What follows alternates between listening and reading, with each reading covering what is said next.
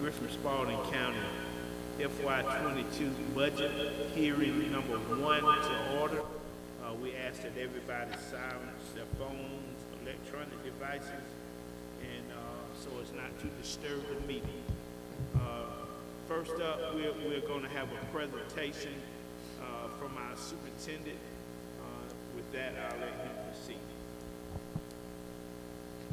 Good afternoon, board members. The purpose of this afternoon is to have our first public hearing where we will ask the CFO to present to you a tentative budget as we strive towards approval. So at this time, I'm going to ask Mr. Jones to come up and provide an overview of the tentative budget.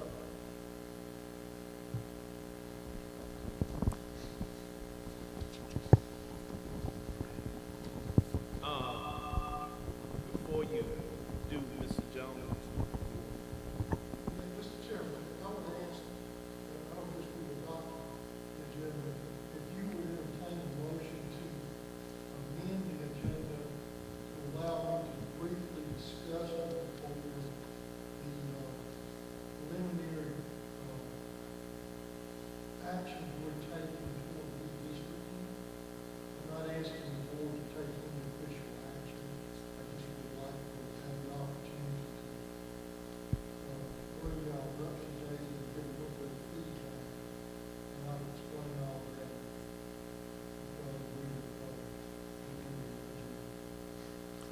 Mr. Board, I would make a motion with that adjustment. Second. Got a second? All in favor? By raising your hand. All right. And what we'll do, board members, in the time that... Pardon me? For the record, it reflects that I continue working here, my vote is recast. Okay. Thank you, sir. What we'll do, board members, is during the time that we'll take about a 15-minute break to see if anyone going to come to the meeting, any visitors or citizens. We'll let Mr. Shepherd do his presentation at that time. All right, go ahead, Mr. Jones. Good evening, Mr. Chairman. I might not use that.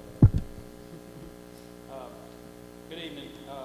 Purpose of this discussion this evening is to give you another slight overview on the tentative budget.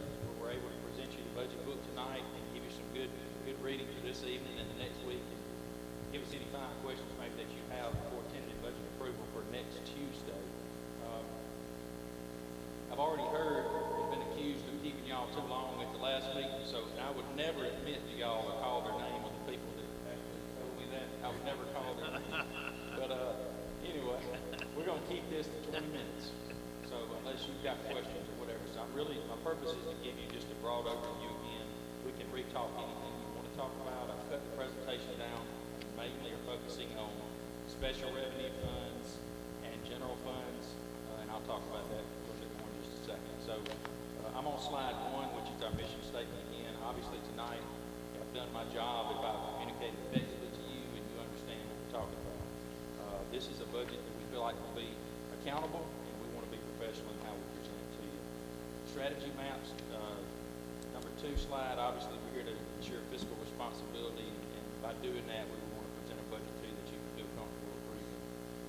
Slide 3, you all are familiar, we discussed the superintendent's budget priorities at the last meeting.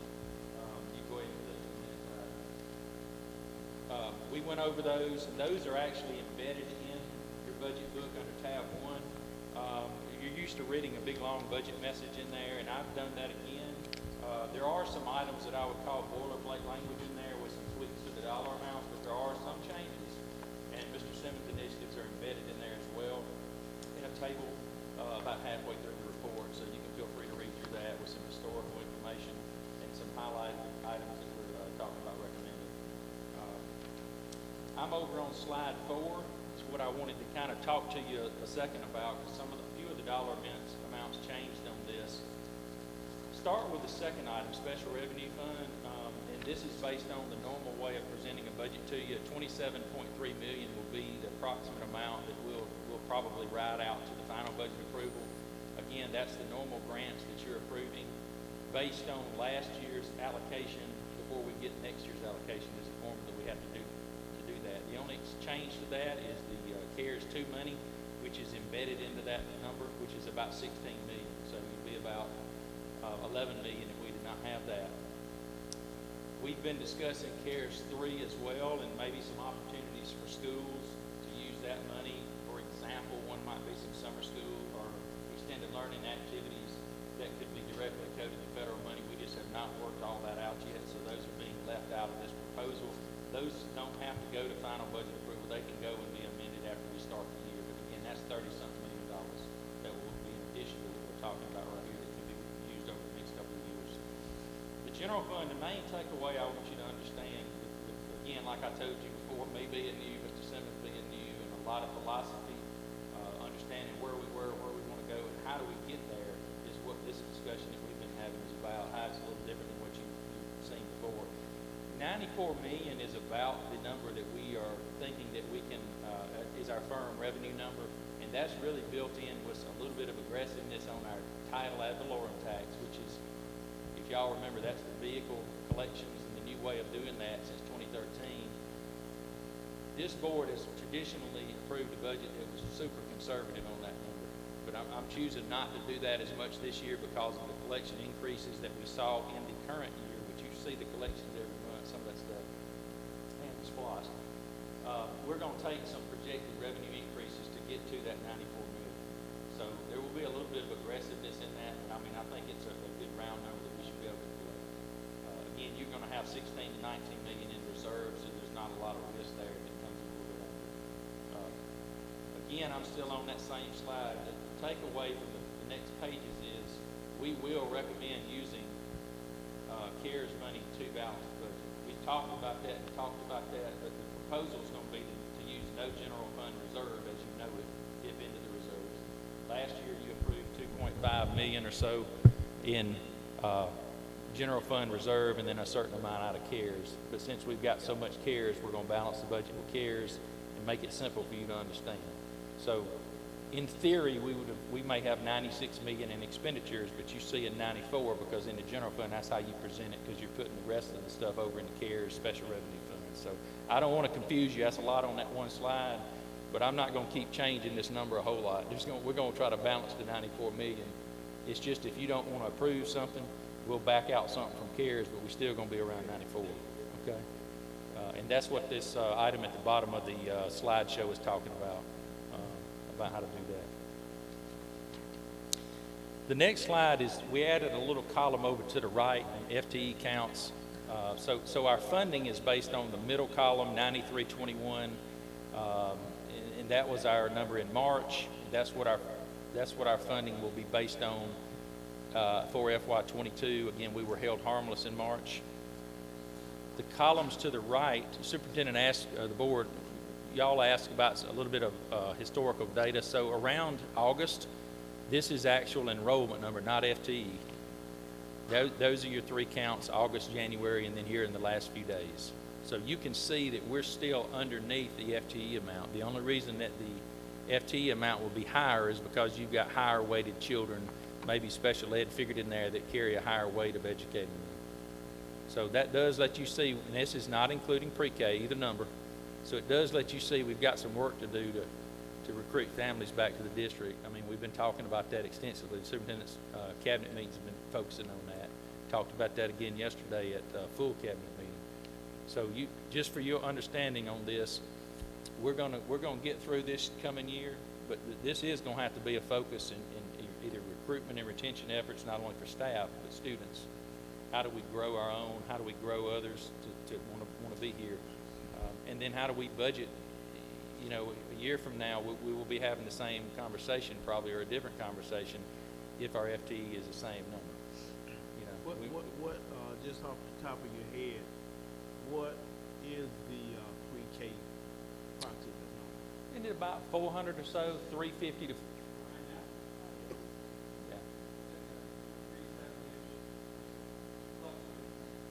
It's the number of classrooms times approximately 22 students. So that's where I'm getting 400. Yeah, I'm talking about max ability. 22, you got a waiver or whatever, you can have 22 in a class.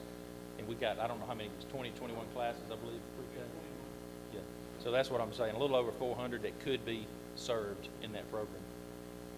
So again, in special revenue funds, if we're budgeting as if we're full, or historically, and we drop a lot, we may have to dip into general fund to prop that up more than the 170,000 that I have been talking to y'all about.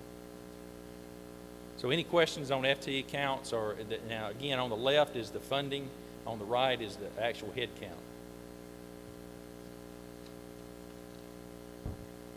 This slide didn't change from the last two presentations, just the things that we are showing you. Again, longevity step is typically around 800,000 in this district. I left in a little bit of a higher number just because we got so many people who are not in the same position as the prior year, and you're using prior year data like right now, trying to predict what's going to happen if they change schools or whatever. So that number may be a little bit low, but I got a higher number in the budget. Teacher allotments, like we talked about, is a big injection of resources. Again, we do believe that's the right decision to make, at least for this coming year, to give the teachers and the schools flexibility to try to, hopefully the kids are back and we're staffed well. If we're not, they'll have lower class sizes, and maybe they can be innovative in the way that they conduct instruction. They'll have a little bit more flexibility with that money. I did drop the bottom number to 300,000. It was 325. Our claims and work comp is really outperforming what's normal. Unless we have some accruals at the end of June that take the number higher, we should finish under 300. So I dropped that by 25 grand for next year. The next three slides, you've seen this before. There's a couple of changes, and we can park it here a minute and talk if you want to. I wanted to point you to the second one, which is page 9.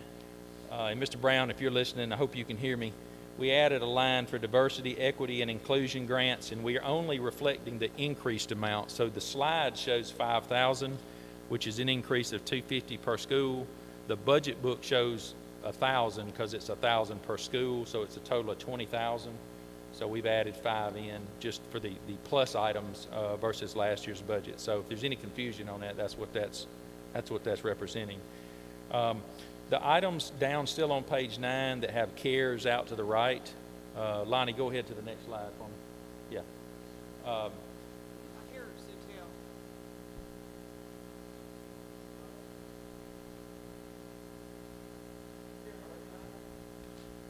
Yes, you are.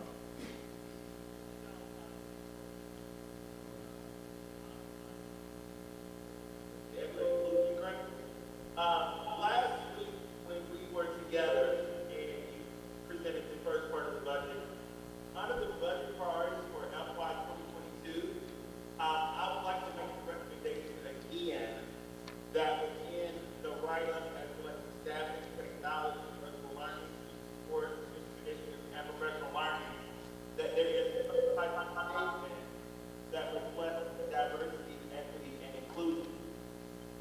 As we are well aware that it is happening through staffing, it's happening through technology, but I think that it is great that as we continue this process of equity in our district, that it is there written for us in our budget priorities for FY 20. Can you hear me?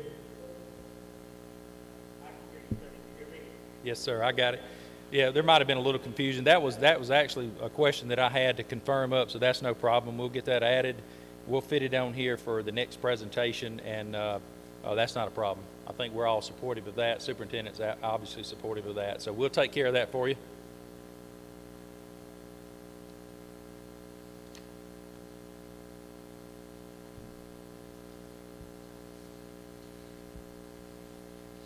Okay, back over to slide 9, which a little bit below the DEI grants bullet point. The ones that are marked CARES, the intention here was to, if we recommended that and that took place, to direct code that over to CARES. We've got to look at the ramp plan to see if that can be approved or not, and it may have to have a little bit of a rewrite to the ramp plan, which looks at equity formula throughout all the schools. So we're going to leave that on here for now. We'll come back, and Superintendent and I will try to get a little bit more clarity on that.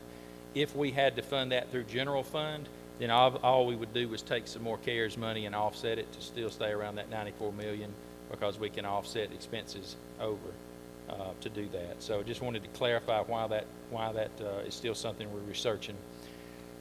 I'm over on page 3 a second. I'm only focusing on different items that were not on here last week. We did go back and add a cluster lead teacher for special ed. They were requesting 2. They have 1 now. Superintendent was comfortable recommending 1 with an analysis of that position, and also an assistant principal. I think superintendent has been in discussion with Dr. Rawls on the campus there. I'm not sure if that might have been something that was approved in the past, put on hold with COVID. I don't know the exact thing on that, but again, if these are wound up being approved, we'll have to shore up the dollar amount. We got a round number, it may be a little bit low. We'll just shift some money over around. I don't know if anybody has any conversation about any of the new items or any of the prior items. Those are the only changes on this paper here from last time.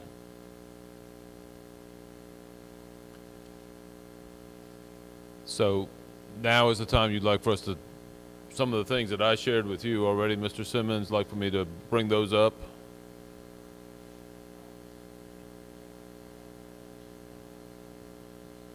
Yes, sir. I couldn't tell who chimed in, but, okay, you go. Okay. I shared with Mr. Simmons a couple of the things that I am struggling with. Some of the things I'm okay with as far as central office staff and the adding of new central office staff. And so I want us to have a discussion, or let's talk about what we can do with that. The 2 positions that I'm okay with is, let me see if I can make sure I tell you the exact names of them. One is the HR recruiter retention specialist. I think the way that was explained to me is that person is going to be assigned to new hires and then is going to work with those new hires for a period of a year or 2 or be a liaison to help with the retention and different things, and I think that is a fabulous idea. I think one of the prerequisites, and I would hope that it would be that person that is in that position has been a teacher before, and we're not just putting somebody in there that has not ever been a teacher, so that I think that could be very effective. I understand the director of accounting position that is needed. Just Mr. Smith used to fill that role because of his past duties that he had done and was able to, and we don't have a position there now. Question I forgot to ask Mr. Simmons when we met was the executive assistant, administrative assistant. Is that for a particular department? Is that for a particular person? Yeah, that will be another one that would potentially be something that when I've surveyed other districts is normally in the finance area. Of course, I'm open, and again, I'm thankful personally for whatever I can get if approved, but I'm even willing to share that with HR if necessary. I mean, those 2 departments don't have that person of support, and there may be another 1 or 2 in the district. I'm not sure that there are, but there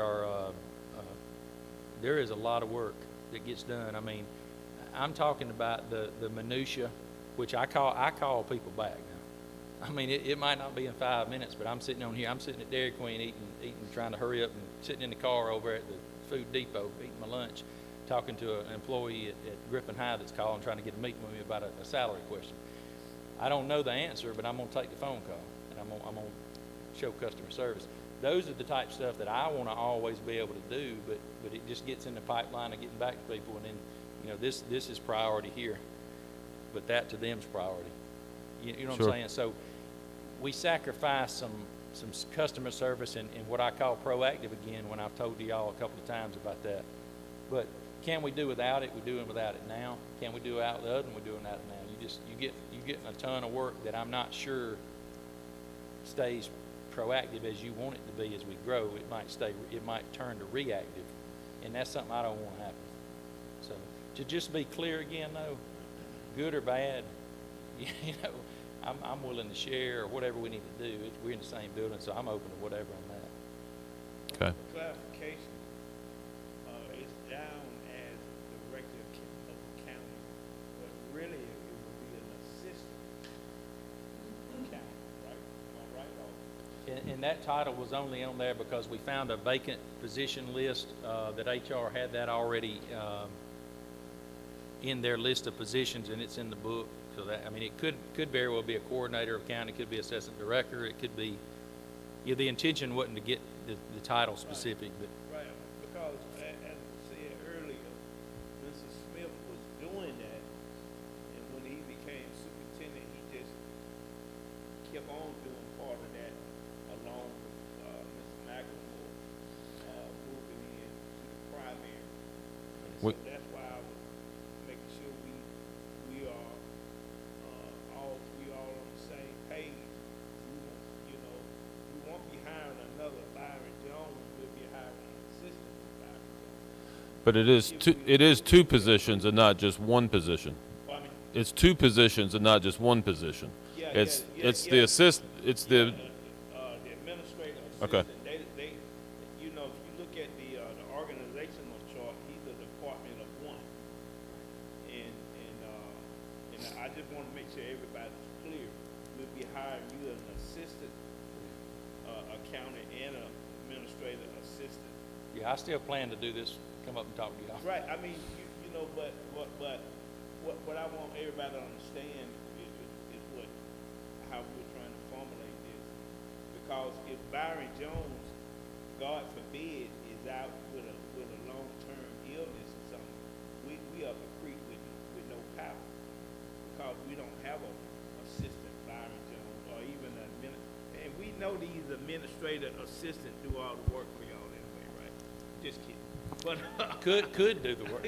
yeah. Could. But I just want to make sure everybody know what the situation is and make sure we are correct on what is being presented. Not a new director of accounting, but an assistant or coordinator, whatever, Whatever, yeah. to you. That's what we're being shown today. Yes, sir. Okay. I just want to make sure everybody on the same page. so the last thing that I would have to say, the position that I am struggling with even after the explanation as far as the need is the counselor supervisor. Traditionally, that has fallen up under different ones.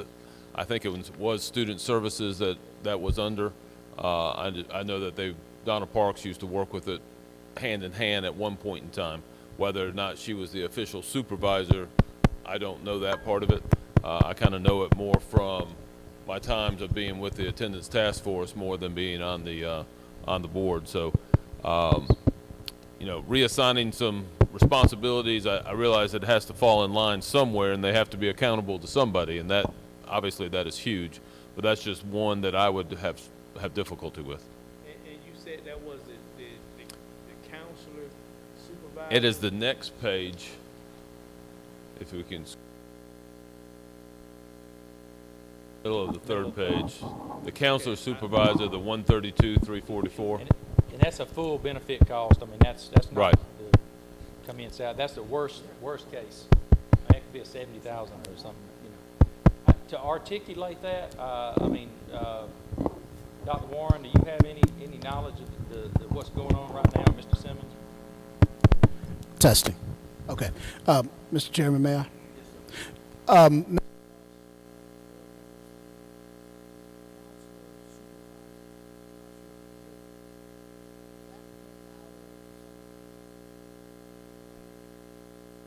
Realize is we have executive directors who have been stretched. My intentionality is to get them closer to principals so that I can grow leaders, so that they can lead for instruction. A significant part of their work supervising the work of counselors indirectly. What I've learned is we have more counselors than principals and no one driving and facilitating their work. Meaning a lot of people drive and facilitate their work, which leads to, in some ways, overlapping in work, confusion in work, and able to get that work done without filling that position. I can continue to work through that, but that is a direct output of recognizing the need for more counselors as we look to support social and emotional needs of students as they return, adding to the fleet of our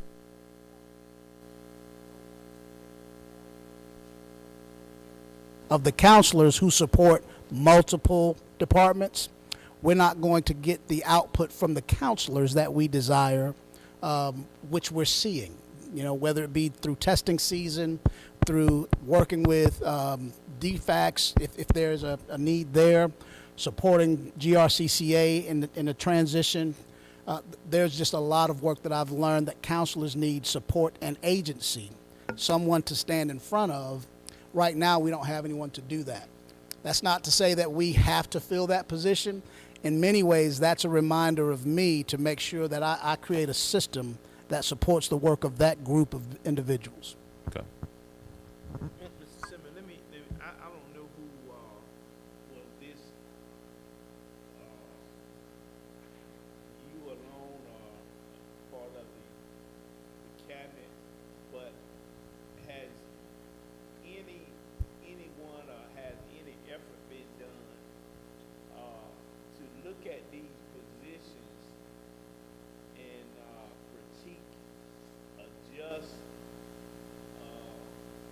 that job responsibility? And the reason I say that, I've written job descriptions and things of that sort, for years, but when you really assess what a person actually does, it doesn't match up with the job description.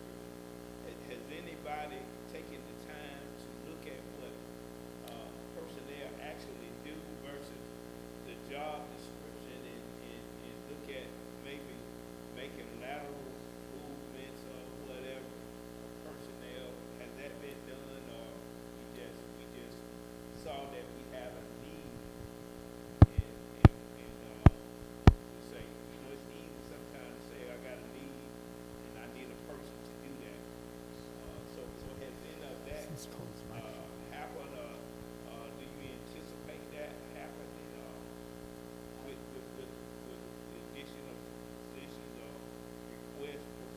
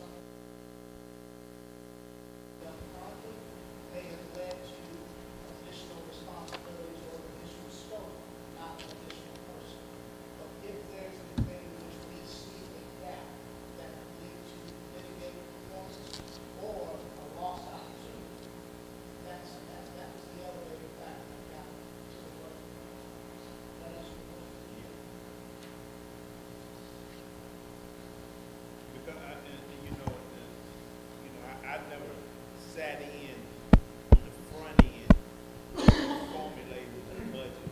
We always get it on the tail end. So I'm just trying to understand how do you get to that point of requesting, a new position. But I just want to get a better understanding of that process. Yeah, the current, Can you hear me now? All right. the current process, Huh? the current process for asking for additions, some people might say is painstaking, because they have to go through to a form filling out, normally a presentation, a decision memo, and so there is a process to that it winds up getting reviewed multiple times before it would even make it to something that to your attention to be recommended by the superintendent.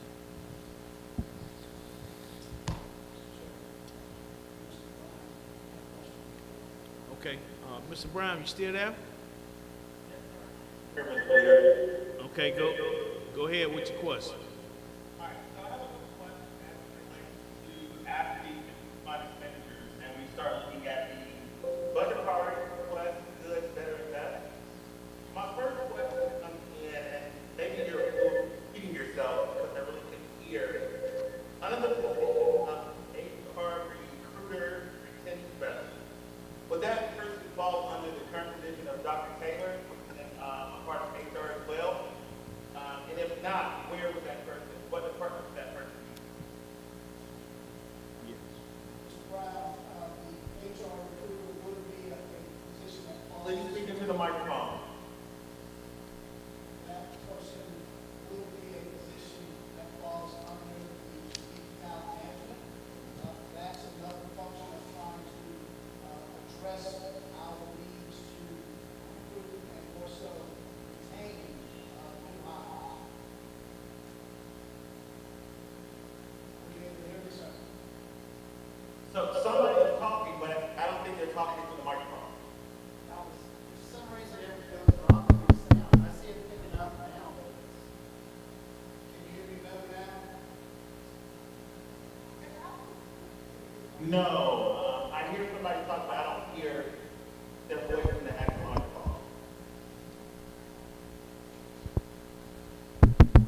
Mr. Brown, can you hear me?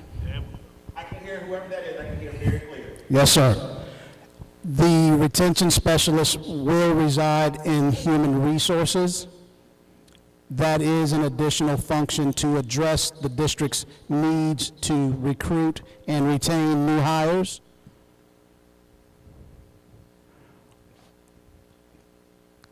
Mr. Brown, can you hear me still?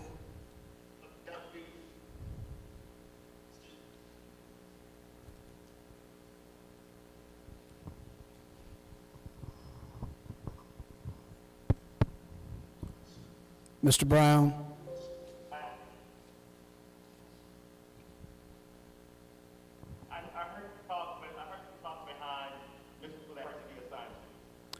Yes, sir. That person would be assigned to the human resources underneath the strategic talent management function. Okay. The executive assistant or the, okay, got it. Thank you, Ms. McDonald, for checking me. All right, cool. Two other positions that bring, not really concerned, the Google certification, right? So, I see that we're allotting 42,365. What are the qualifications as far as, the teachers getting that certification? Is there maybe a Google form they fill out that says they want to, become a Google cert, be a Google educator, get those certifications? Because I think in the concern with the technology era that we're in now, that either maybe that can be increased, and just to see, because we're definitely going to need those, support and expertise as it relates to Google Classroom and other things that are offered by the school. Yes, sir. With so much of our stuff being Google-based that teachers are being required to do, Google Drive, Google Meets, Google Classroom, what we've started doing actually this year are doing Google boot camps with teachers where we pull them in for multiple days, not for entire days, working around their schedules, and went through everything they need to be Google teacher certified, because Google offers level 1 certification, level 2 certifications. So our request is that with all of our teachers, that we go through boot camps with them, and that we provide with them the vouchers, and that's what the cost is related to, is for the vouchers. It's $10 per teacher for them to go and take the level 1 certification. But then it's also, if you want to escalate up your knowledge and just push you to a much further level of being proficient and beyond proficient, then the other part of the cost covers level 2 certification. And that is an exemplary level that we're looking at smaller groups, but we're asking for all teachers and administrators because we find that a lot of our teachers know way more than our administrators because the teachers are in it all the time, and we want the administrators to be on the same level as the teachers. So, Mr. Harper, is that for level 1 certification at 42K, or is that for level 2 as well? It's a combination of both, level 1 and 2. Level 1 and 2, all right. And so I guess the next question becomes, with that, that gives you everything that you need in order for our teachers and administrators, staff to be certified as Google educators. That gives you everything that you need, so you wouldn't see yourself coming back to the board asking for more as it relates to, that technology needs for Google. Correct. The only thing we would come back and ask, which would be more of a minimal cost, is each additional year, just enough funding to cover any new teachers or new administrators to our district. Okay. And even with, and I know we're still looking to that process, something to think about, having, if we decide to go with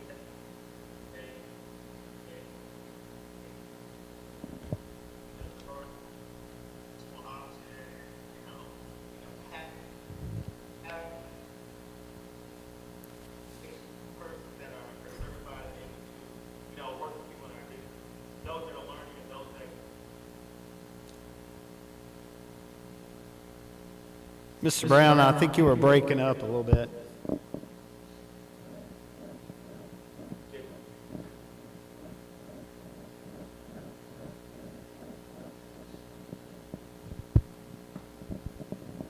Mr. Brown.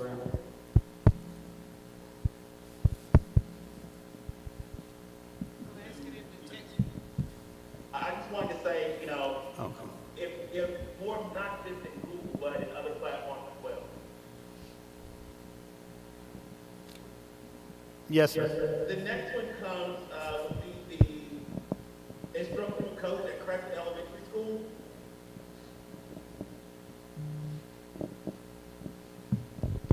Yes, sir.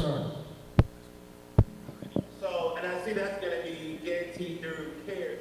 Did anyone speak to why, it was the first time I heard about it, that Crescent did not have an instructional coach. Did anybody speak to why that has not been in the past and why they're just now getting an instructional coach? Mr. Brown, I think some of it has to do with the school's ability to either allocate funds for a coach at that time. This is an attempt to ensure, now that we are aware of it, that we can provide that service for the schools. Historically, I do not have that perspective, but I do certainly understand the need to have the coach. Mr. Simmons.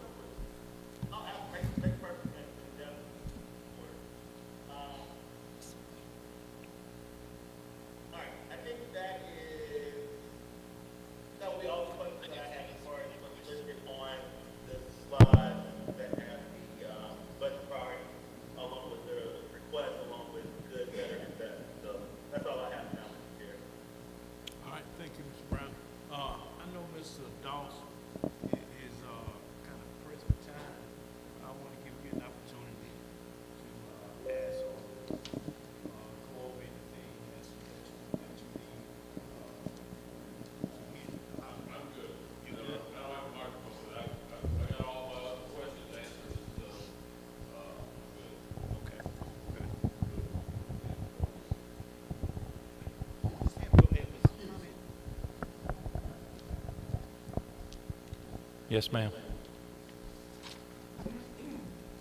Thank you, Mr. Jones and Mr. Chair. I just want to verbally support the counselor supervisor position with not only for our students, but our employees, I think, based on the way Mr. Simmons talked about this position, I just wanted to publicly say that I support it. But I think this is an important area within our schools. know counselors way back when I was in a classroom were very important, and I think the importance of counselors has grown exponentially based on COVID, based on life in general. I just wanted to say I support this position. Thank you, Ms. McDonald. Go ahead, Mr. Jones. Okay, I'm gonna just flip through the rest of these. We can sum up at the end, but I'm on page 12. Again, I've told you before about special revenue. This is a repeat slide to tell you the 27.3 million is with the CARES 2 added in. The next three slides, I think Mr. Brown had asked specifically about the teacher salary scale. We tried to make this look pretty, but it's on 3 slides, and it's just the scale starting with the T2 all the way down to T7. So slides 13 through 15 is nothing but the Griffin-Spalding certified teacher scale with the local supplements. And I do want to point out, I don't know how the district got here, but our district actually adds 2 years to the certified teacher scale for local supplement. You know, the state does up to 21 years, and you can look on here and see that ours goes out to 23. So I assume that was a competitive effort a few years ago. I don't know how long that has been the case, but that's a good thing. It's not a bad thing. So you got 3 slides with that, and then you got a summary slide that just talks about the fact that the overall perception of tonight was for you to understand we're trying to balance back to a revenue number. Obviously, if you're uncomfortable with some requests, we can take those out. Instructional calendar, work schedule for employees has remained the same. Plan of action, continue to review. As you look through your book, there's still work that's going to be done on some of this. If there was a place that I wasn't sure where it actually belonged, I might have put that number somewhere, and when we get to final, it'll be put back and split out in a couple different areas. So I wanted to encumber the funds here in a certain way. The last slide is a timetable again. You can see we've already accomplished last week. I've got that struck through. Tonight's May 11th. Tuesday, next Tuesday, 18th, 3:30, we'll do this again. I'll probably have it pared down more, and then we'll ask you to approve a tentative budget on the 18th. Again, you have the ability to change anything you want or recommend anything you want, Superintendent, between now and June 15th. This is a formality to put it out to the public in the newspaper, online, and the final budget on June 15th is what really matters. So that's it on the slides. I tried to do 20 minutes, but now the questions bogged me down a little bit. So let me say this, and I don't mean this the wrong way for the technology, but SPLOST money, that's what you can use to get something right, or CARES money to get this where we don't have this hearing issue. We get this stuff straightened out, and you spend a little bit, and that's why we got $20 million put in there for SPLOST usage money in FY22 to improve some things like that. So any further questions that I can help you with? Oh, sir. Just speaking for myself, not right now, but pretty sure it'll be some once I regurgitate this book. Yeah, and let me say this too. The book that you've got, and again, I want to thank my staff. They really helped me a lot to get this stuff together with a lot of work. I asked people to think outside of the box to help me put this thing together. What I'll do is I'll go back and tweak your budget message, which is it's under tab 1, and I'll add that diversity, equity, and inclusion line, and then I'll send that to Mr. Simmons, and we can send you a revised version, because it's about 10, 15 pages long, and I've got a table in there. We can add that, and then you can substitute that in your book. Or I can have it next Tuesday to put back in there. Nothing else. I appreciate it. All right. Thank you, Mr. Jones.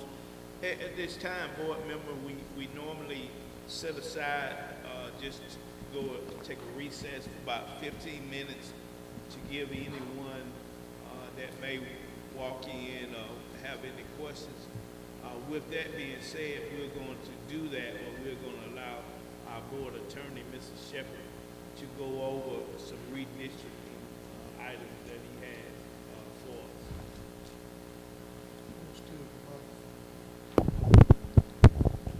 Thank you, Mr. Chairman. Every 10 years after the census, the board, as well as any other local elected officials or elected body, has to redistrict their voting districts, redraw their voting districts, because the Constitution allows certain variances between the districts. In our case, we've got 5. Is there any way, Mr. Harper, is there any way we can turn these speakers off back here until Mr. Brown needs to speak to the body? Okay, because it's really just kind of driving me nuts. Yeah, it was driving me nuts too. I was hearing Yeah, this. okay, thank you so much. Going back, every 10 years after the census, we have to redistrict. 10 years ago, when we went through the process, the board and the county went in together, divided the cost of the consultant that we hired to redraw the districts. So basically, they paid half, we paid half.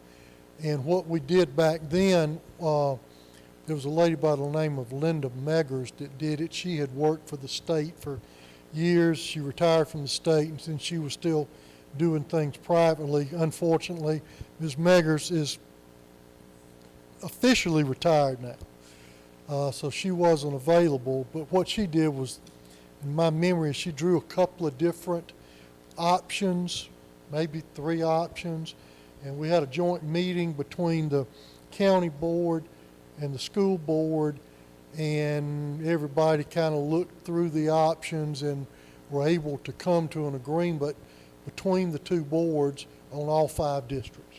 Because as y'all are aware, our districts, the school board districts, the county board districts are identical.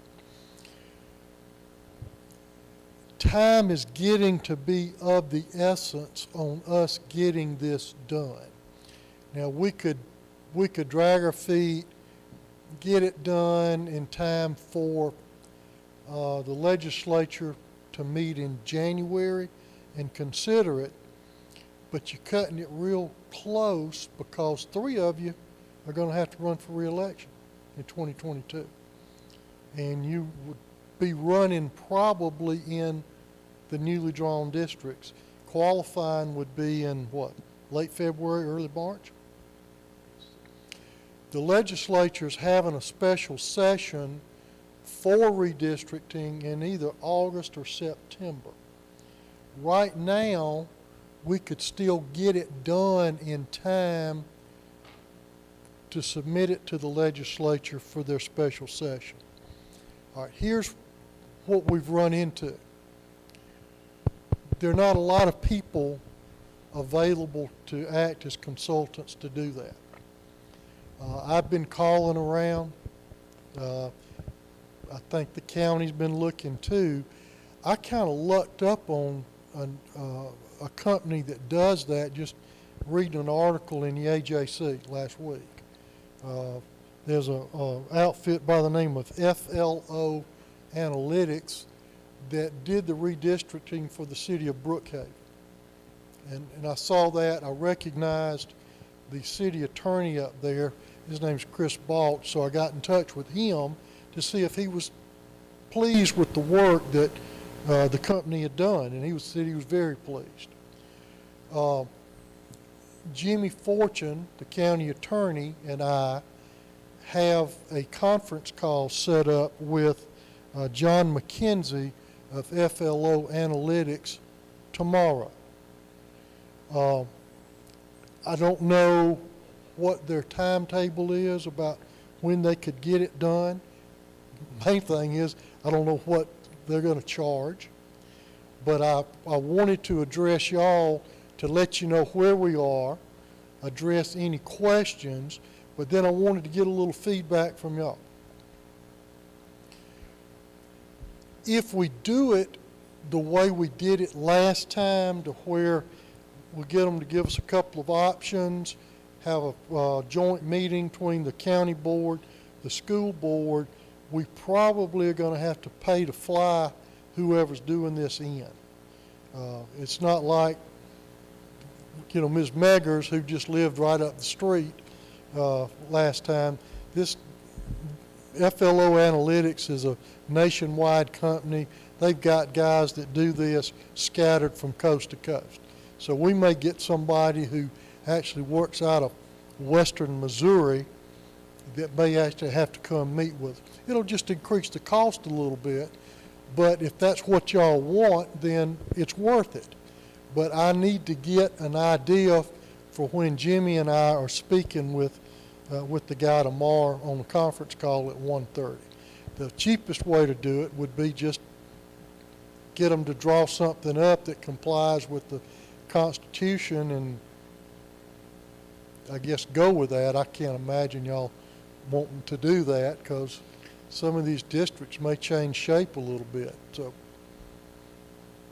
anyway, questions, comments, direction? So that person you said that did Brookhaven, they were from where now? It's FLO Analytics. They've got, it's a pretty big company that's spread across the country.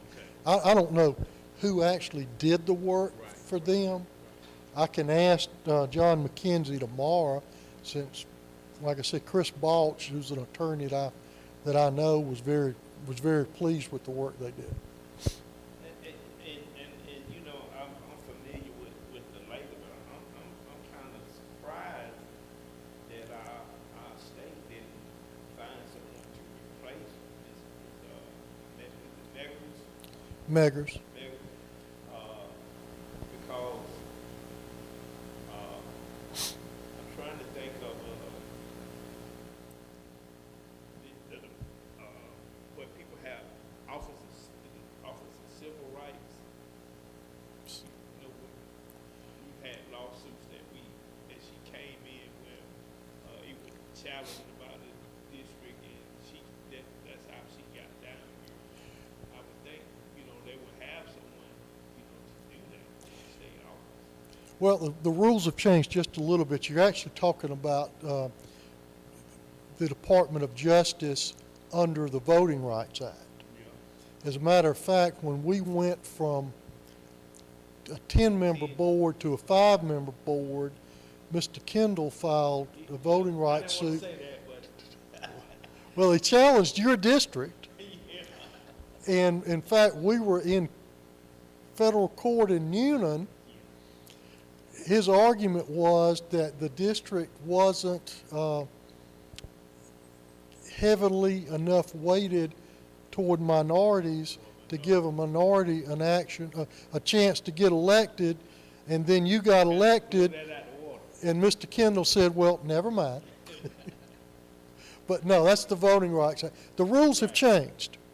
When we did this back in 2011, we still had to get pre-clearance under the Voting Rights Act before we could make any changes to voting districts. The Supreme Court basically has overruled that part of the Voting Rights Act since then, so we no longer have to get pre-clearance. And what I just thought of what I was trying to say, you know, when those cases went through OCR, Office of Civil Rights, that's the office that I was trying to think of. So they don't have anything, wouldn't have anybody that would specialize in doing what Mr. Nichols did. You're talking about the state, not OCR. OCR is not going to draw your district. They're just going to look at any Right. complaint. So they never did. I guess everybody kind of contracted with Mr. Nichols. Well, not everybody. We did. The state still has an office that deals with voting districts. I am assuming we could probably take advantage of that. I don't know what they charge us, if anything, but we're just going to have to stand in line. But and I'm just trying to make sure we get the quality that Ms. Meggers gave us, because she did the maps and everything.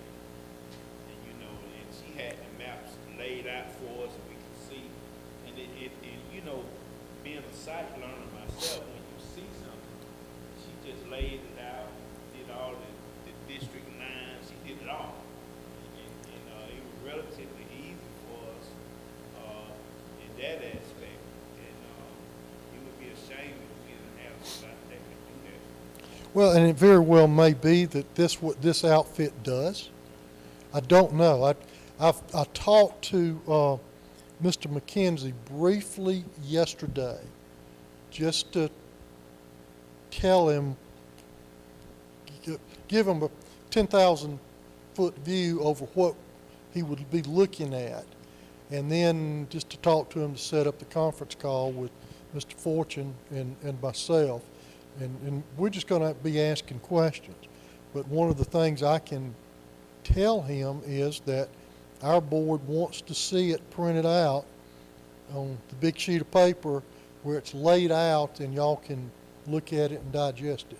I was going to say, if we can just get the price that we did 10 years ago and what we got 10 years ago, and then compare it to whatever it is that they're going to be able to give us. I guess we can figure out what we paid 10 years ago. Mr. Jones needs something to do so he can. Hello.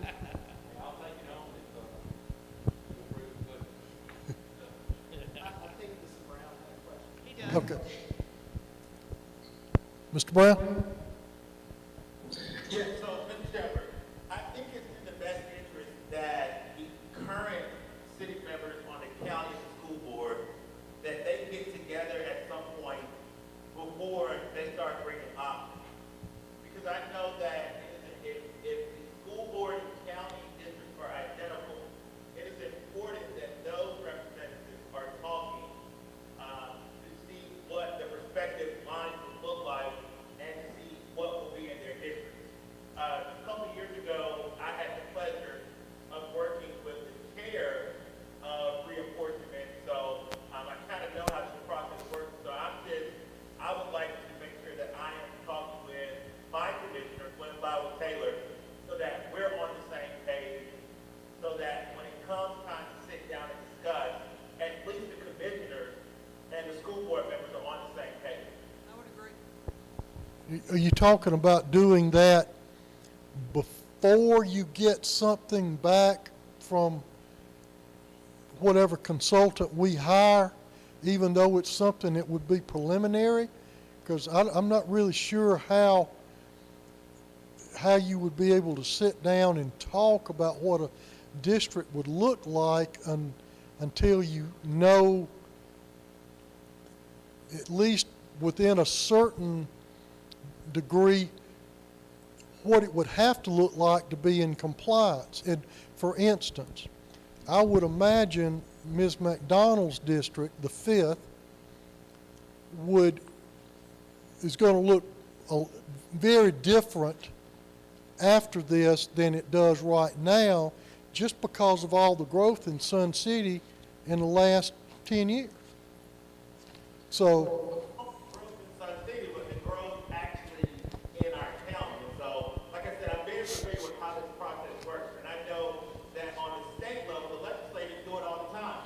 And so, what I'm asking is that before we have the preliminary of the consultant doing what they do, is it within right for the school board members to talk with the county commissioners, so that, because Glenn has been through this process not once but twice.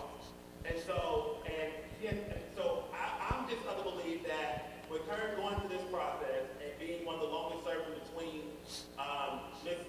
Cook and Mr. Holmes, that there are particular areas that would either grow in within my district, District 1, or different areas that will probably come out of District 1. So my request is for me to meet with my county commissioner and see what the layout of the land currently is, which we know, and then to look at what could possibly be in District 1. well, I tell you, let me propose this then, Mr. Brown, because we've got the conference call set up tomorrow. And the conference call is not for the purpose of saying, hey, will you come work for us?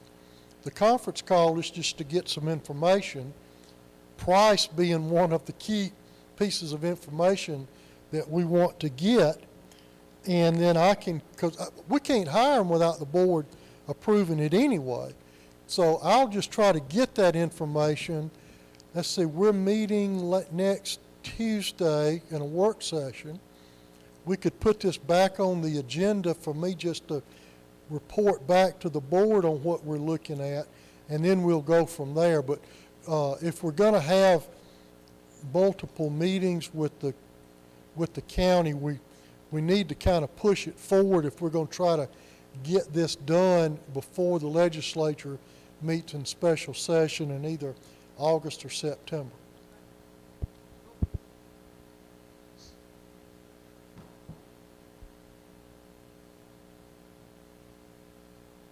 Legislators are talking and meeting now as they are looking at, especially those that are on reapportionment and redistricting, looking at what those possible districts will look like.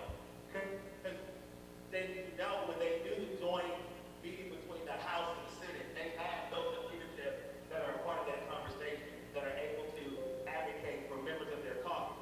Ours is a little different because we're in a smaller setting, and the county and the school board have identical districts. So my request is before any of that happens, and we bring it back, and they give us proposed districts, that at least you hear from the county commissioners and you hear from the school board members based upon what they would like to see or based upon what will be added to their district.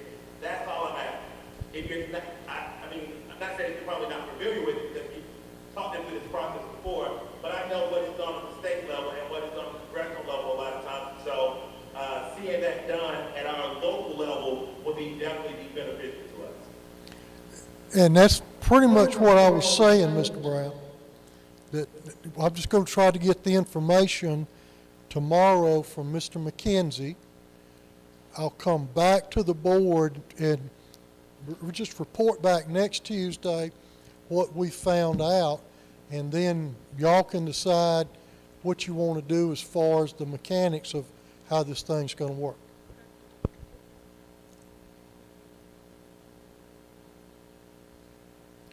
Any other questions or comments from anybody? All right. Thank you, Mr. Chairman. Anything else? Go ahead. Yeah, Mr. Dawson got to excuse himself. I think he's gotten the bulk of everything that he needs to get.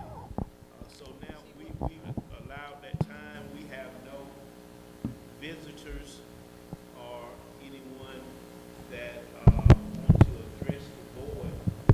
And my recommendation is to accept the motion to we have one item for executive session, to go into executive session.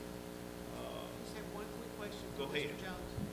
Mr. Jones, I know that this next Friday will be to publish it in the local newspaper. I don't recall how extensive that is. That's a week As from, far as what I see. it'll be, it'll probably be under tab, I'd have to look at the book. There's a summary of it in tab 3, I believe, the front page in tab 3 of the book. It'll be something to that magnitude, Okay. tentative, and it'll be probably the 21st. It'll be after you approve it on the 18th. Publish that. The requirement seems kind of backwards sometimes. You have to publish a tentative. You don't have to publish the final.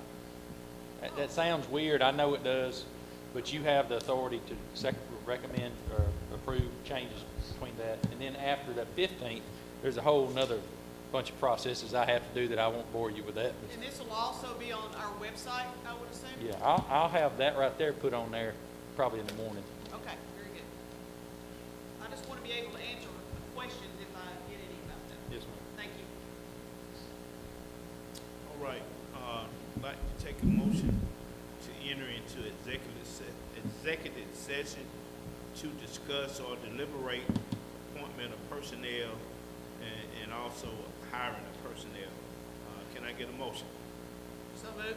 Got a motion Second. and got a second. All in favor? Just say aye, Mr. Brown. He said aye. Okay, 4-0, let the record show that Mr. Dawes had to excuse himself, but we are now going into executive session. Also, I'd like to say